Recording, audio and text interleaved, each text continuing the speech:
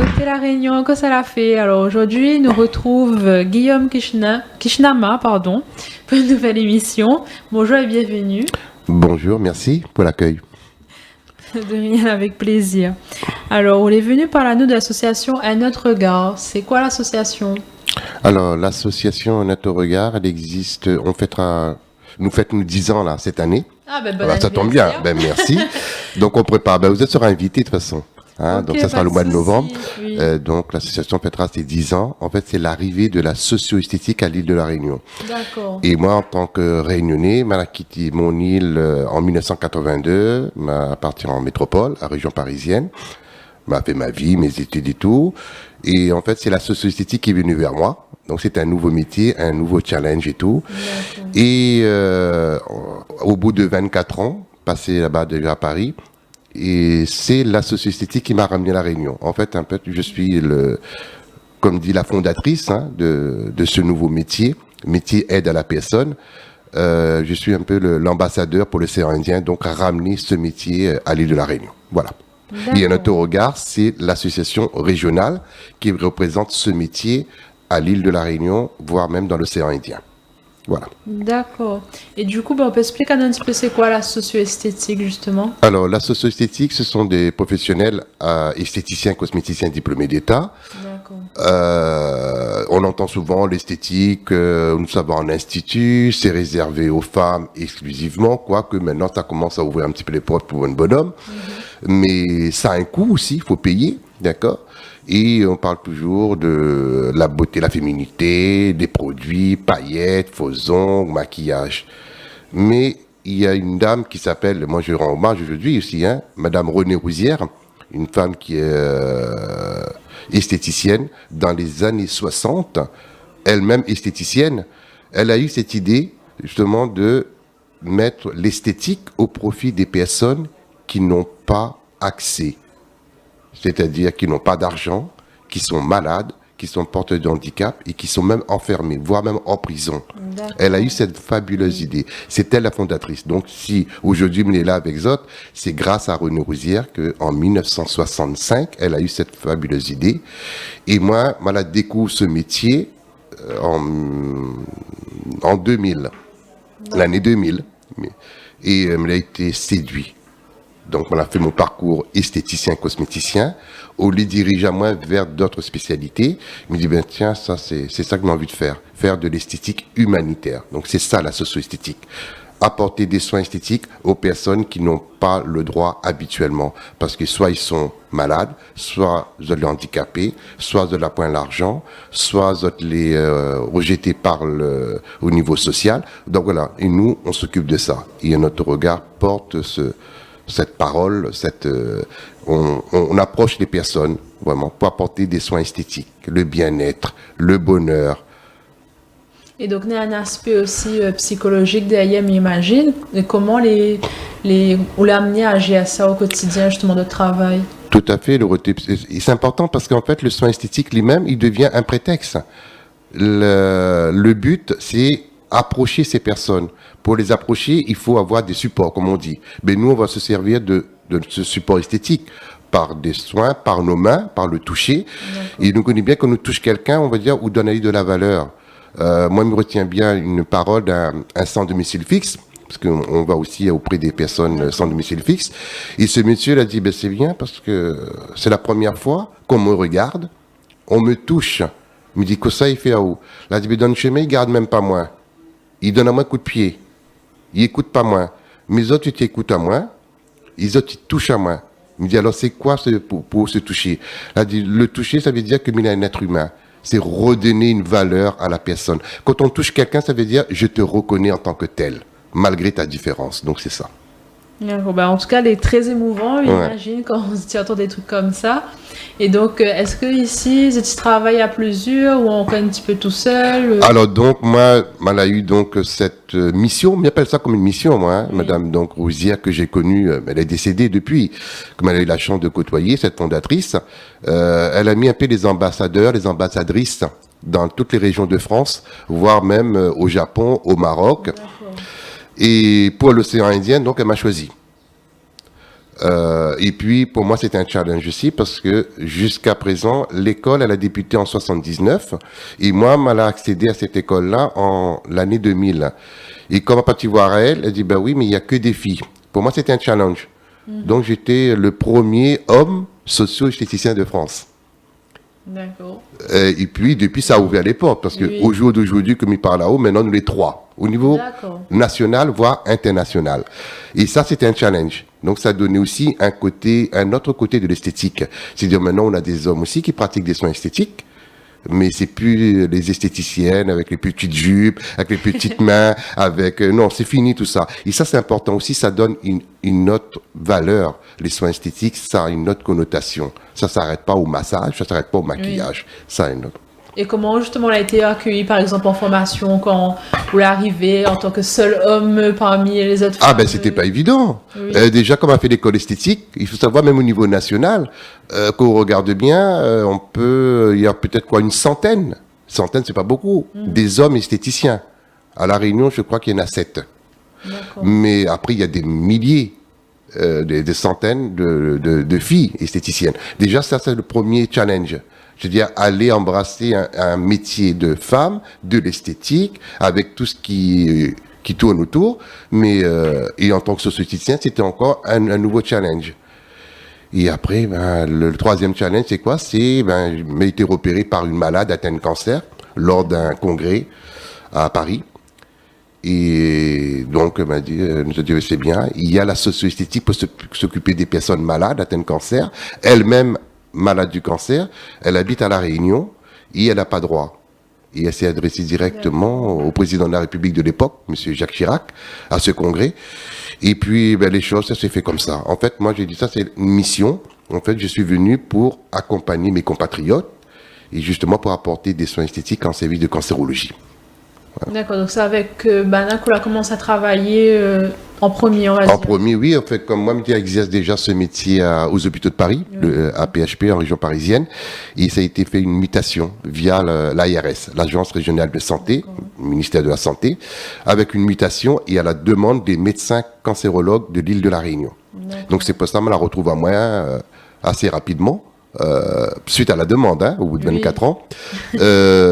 Donc ici à La Réunion, pour exercer mon métier à l'hôpital de Belle-Pierre, en service de cancérologie, et à la clinique de Sainte-Clotilde. Et en 2007, et en 2008, on a créé cette association justement pour représenter ce nouveau métier qui n'était pas connu à l'époque, et pour, à mon tour, former d'autres socio-esthéticiennes. Donc au jour d'aujourd'hui, il y en a 12 diplômés en socio-esthétique. Je suis plus tout seul. Et il y en a 2 qui ont passé l'examen. Ils attendent le résultat le mois prochain. Donc, cette année 2018, on sera 18 socio-esthéticiennes dans l'île. J'attends toujours les candidatures masculines, parce que je reste toujours mais bon, j'accompagne mes compatriotes. Le message est passé en tout cas. Ouais. Et du coup, justement, pour la formation, est-ce que les NENA ici, ou tu comptes installer après Alors, pour la formation, souvent, ils posent moi la question. Pour l'instant, comme je représente cette formation qui est à l'hôpital de Tours, il y a une partie, tout ce qui est médical, paramédical, ça se passe à l'hôpital de Tours. Et tout ce qui est partie sociale, psychologie, c'est à l'hôpital national de Saint-Maurice, à région parisienne. Et un autre regard, donc l'association régionale représente cette formation avec le CODES, cours d'esthétique à option humanitaire et sociale, qui est reconnu avec titre d'État. Donc, au jour d'aujourd'hui, c'est la seule école qui est reconnue au niveau européen, voire international. D'accord. Et ouvrir une école à La Réunion, il y a tout un truc à mettre en place, une structure et tout. Pour l'instant, ça se passe bien. En fait, comment ça se passe? Il y a des esthéticiennes à La Réunion. Ils appellent à moi suite à nos actions qu'on fait aussi à l'île de la Réunion. On pratique de la socio-esthétique avec les médias. Et puis, moi, m'accompagne les autres. Il y a une sélection. Et ils occupent pas 1 an en métropole, donc à Tours et à Paris. Les stages, maintenant, il fait ici à La Réunion. Et après, ils passent leur examen et puis ils ont notre diplôme. D'accord. Voilà. Donc, c'est des gens, on va dire, en général, et déjà dans le domaine de l'esthétique. Il est déjà diplômé en esthétique. Donc, on prend les esthéticiennes avec les diplômes d'État, d'esthétique cosmétique, avec une expérience, ça c'est important aussi, une expérience de vie, une expérience professionnelle en esthétique, et ensuite, sélection pour la Réunion, donc avec moi, et après, on m'a mis accompagné à Zot vers Tours et Paris pour la formation théorique.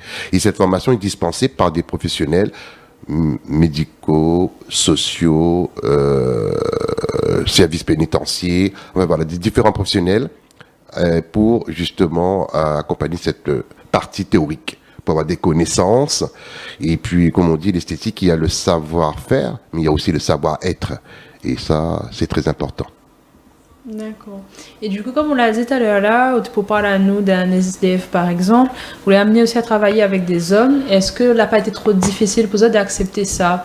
D'accepter déjà de faire cette séance-là avec un homme par exemple? Alors oui, la question est importante, pas du tout, parce que c'est en fait aussi, c'est important pour le professionnel, donc que je suis, d'aller présenter justement l'esthétique autrement. Mais prends un exemple et je vais répondre par un cas concret. À 10 heures, par exemple, m'y accompagne une jeune fille atteinte de cancer du sein. Elle a 25 ans. D'accord? Et là, comme support, m'apprend ma tablette avec des pinceaux de maquillage pour les sourcils, avec les perruques, un maquillage léger, avec des flacons avec des huiles essentielles. En fait, m'a fait minimiser un petit peu les supports pour avoir cette approche, cette adhésion. Parce qu'elle a 25 ans, elle est coquette. À midi, mais savoir un monsieur, il habite Salazie, il a 55 ans. Mais ma tablette, il change complètement. Ce sera le gros flacon au noyau d'abricot, avec un tube d'Exéril, et lui, elle a oublié de crème, il va dire pommade. En fait, c'est à moi de m'adapter aussi par rapport à mon comportement, même au niveau de l'approche, des paroles, et par rapport au support aussi. S'il me ramène les mêmes supports de la jeune fille 25 ans et de monsieur 50 ans, ça va pas passer. Donc, l'acceptation se fait facilement. Le monsieur m'a dit, écoute, Ouzon, comment il m'a gardé un coup, m'a couplé, oui, il faut tailler le zong et tout, d'accord. Et la fille, soit elle va parler en français, mais parle en français, soit en créole. Moi, il paraît, ça s'appelle mes sourcils et tout, est-ce que vous pouvez aider moi à refaire les sourcils? Et donc, voilà. Et ça, c'est important. C'est-à-dire, il faut présenter cette approche socio-esthétique différemment selon la personne, son âge, sa catégorie sociale, et ça, il faut en tenir compte. Donc, c'est à nous de gérer tout ça. Donc, ça se passe très bien généralement. Ok, elle est super alors. Et l'association, est-ce qu'elle organise des événements, des ateliers autour de la socio-esthétique? Alors, à La Réunion, l'association Notre Regard, donc on est 16, au niveau national, il y a 16 associations régionales qui représentent la socio-esthétique en France. Une au Japon et une au Maroc. Et La Réunion, donc à Notre Regard, 16e association, nous nous mettent un truc supplémentaire. C'est-à-dire que mes collègues en métropole ne le font pas. C'est-à-dire, toute l'année, avec d'autres socio-esthéticiennes ou des esthéticiennes qui viennent découvrir le métier, on a aussi fait appel aussi à des coiffeurs, parce qu'on a aussi 3 filles qui ont fait la socio-coiffure. Ça, c'est important aussi. Ils viennent de l'association et nous, on va apporter justement du bien-être aux personnes. On a été à Domingo, dans un milieu carcéral chez les femmes.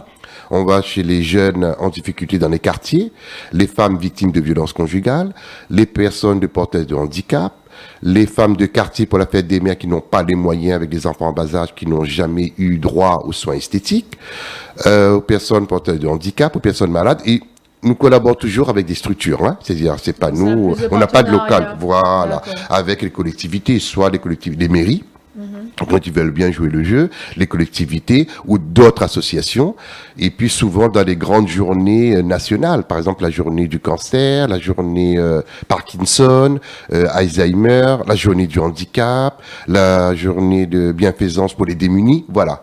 Pour montrer, et puis c'est l'occasion d'offrir justement des soins esthétiques et coiffures adaptés aux personnes que toute l'année, malheureusement, ils n'ont pas droit.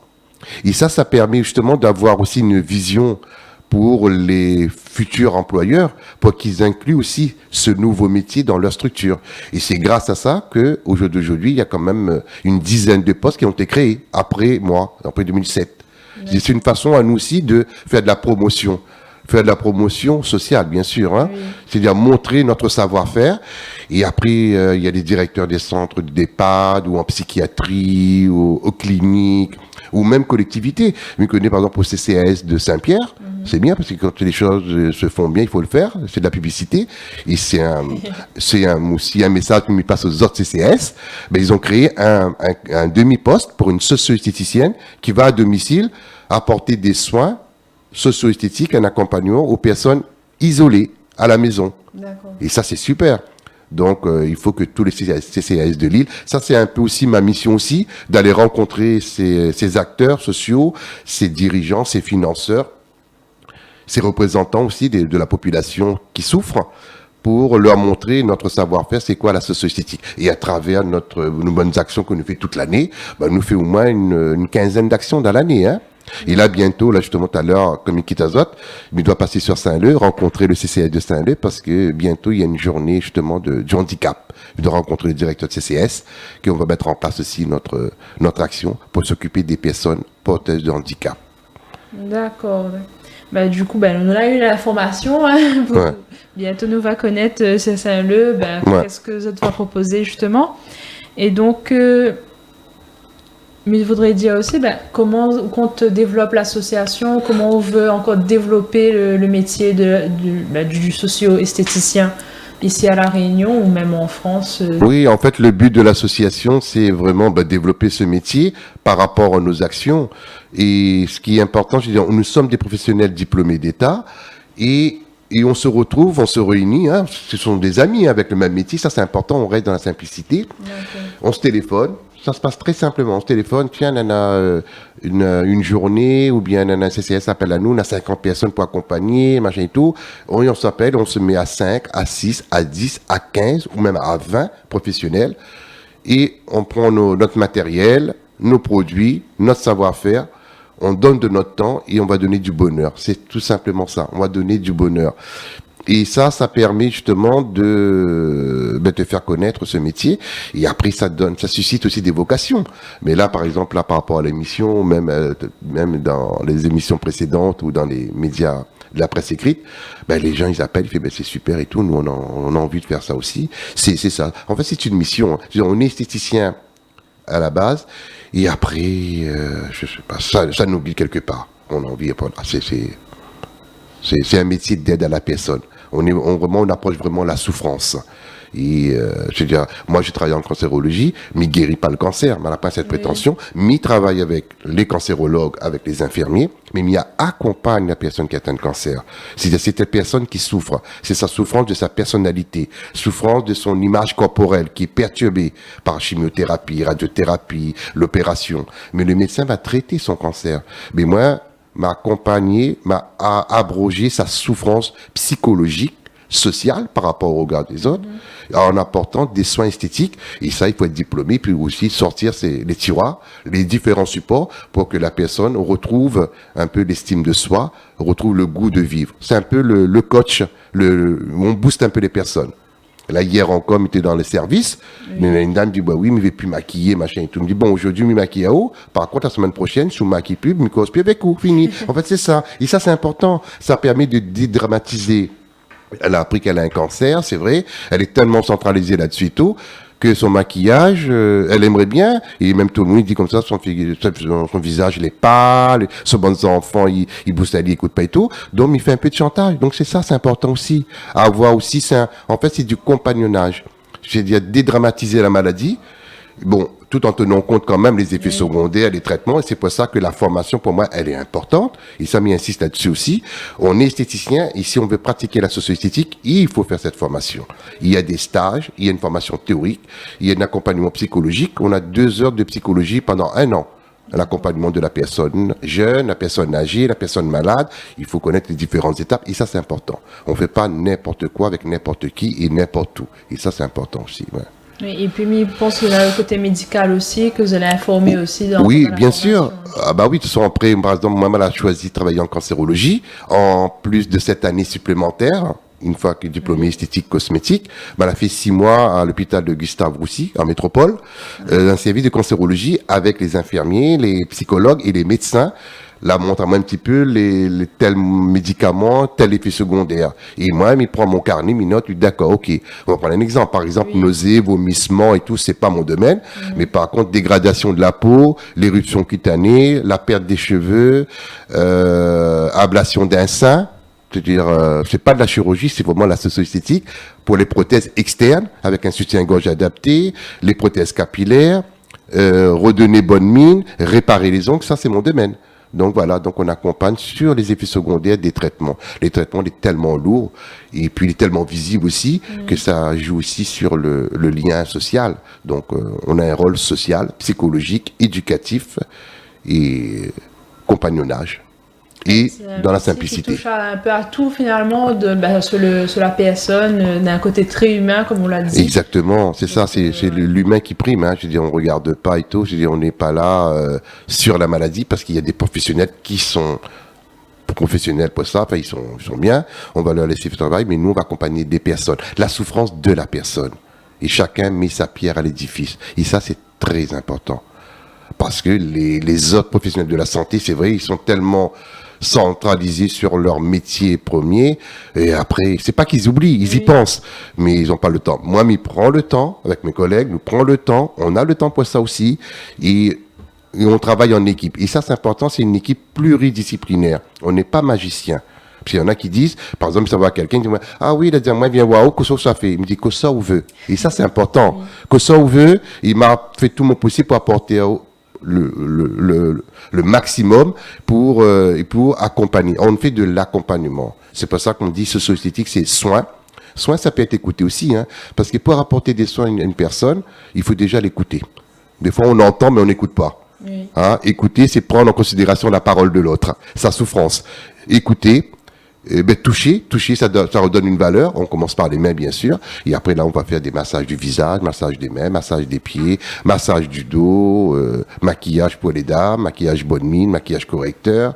Parce que quand on est malade, c'est vrai, tout s'écoule et on ne sait plus est-ce qu'il faut me faire ci, faire ça. Et là, on sort nos compétences en cosmétologie. Ça, c'est bien, ça, c'est pas bien, ça, il est conseillé, ça, il n'est pas conseillé, il faut continuer. Donc, c'est un professionnel de la socio-esthétique, tout en respectant aussi le domaine médical ou social, ou ça peut être en psychiatrie aussi. Hein. On peut pas apporter des soins à une personne, par exemple, schizophrène, machin tout, de n'importe comment. Donc, il y a un positionnement, il y a un langage, il y a un comportement à avoir aussi, et une écoute. On écoute la personne et on l'accompagne. Et en socio-esthétique, on peut aussi accompagner la famille. Ça, c'est très important aussi.